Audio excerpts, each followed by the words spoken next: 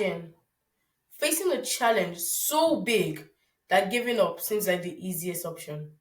But then you decide to keep going no matter the odd. My name is Jasmine Itohan Aigbe. I am 11 years old from Edo State, Nigeria, but live in the UK. Today, I want to share my personal journey with you and how the power of perseverance, courage, and public speaking has changed my life. It's a journey inspired by incredible voices like Nelson Mandela, Martin Luther King Jr., and Malala Yousafzai. People who stood up, spoke out, and brought about real change. As one of the few black students in a predominantly white school, I was no stranger to feeling excluded. Isolation and discrimination were things I faced earlier on, but I didn't let that break my spirit. When I felt discouraged, I thought about Nelson Mandela, a man who never gave up even when facing the most unimaginable challenges.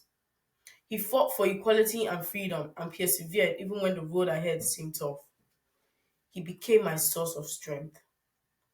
And so, when I decided to contest for a position in the school's Eco Council, the most prestigious leadership councils in the school, I knew it wouldn't be easy.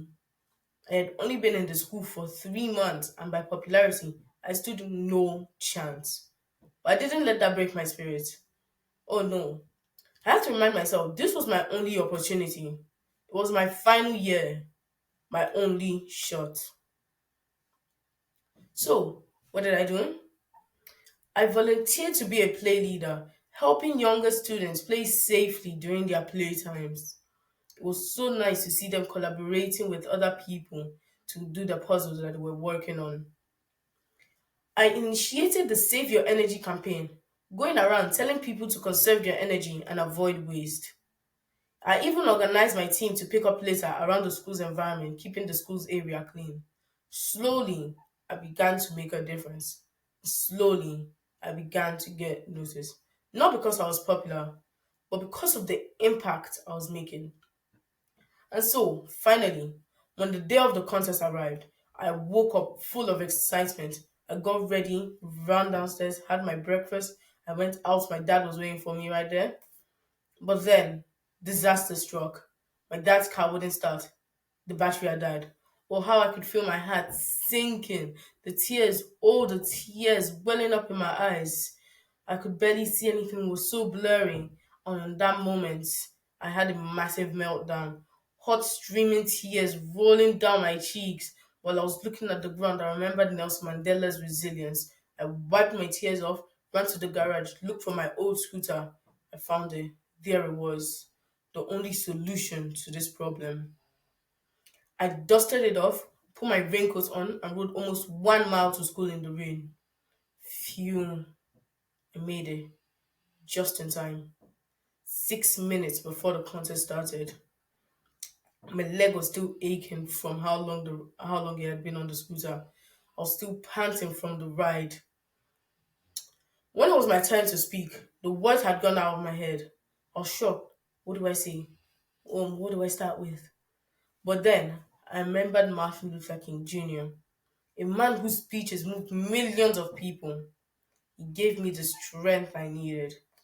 Instantly, the words came back to my head, and when I spoke, I stood tall and poured my heart into every word I said. When I finished, the whole room erupted in applause. I looked around. Had the mayor of Milton Keynes just walked in, or had the president walked in? No, it was just me right there. They were actually clapping for me. In that very moment, on that very same spot, I knew I stood a real chance. Was I wrong? No, I wasn't wrong. When the results were announced, I had received votes from teachers and students across the whole school. Finally, I had been in the Eco Council. And guess what? Finally, after the 3 months of being in that school, they finally said my last name right. Jasmine Aibe, now part of the Eco Council. This journey had taught me a very powerful lesson. The greatest challenges in life are often the ones who push us to become who we are meant to be. My biggest dream is to use my voice to make an impact on the world, just like Nelson Mandela, Martin Luther King Jr., and Malala Yousafzai, you too can make a difference. It doesn't matter if you're popular or how easy the road ahead seems.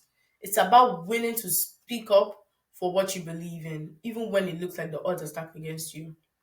I share this story today because I want everyone here to know that your voice matters. Whether it's speaking up for equality, fighting for freedom, or inspiring others to conserve energy and avoid waste, you too can make a difference. So remember this: if it looks like the odds are stacked against you, just like Joy Eshimohai, Martin Luther King Jr., Malala Yousafzai, Nelson Mandela, and Jasmine Itohan, you too can make a difference. If you work hard, stay focused, and never ever give up. Thank you.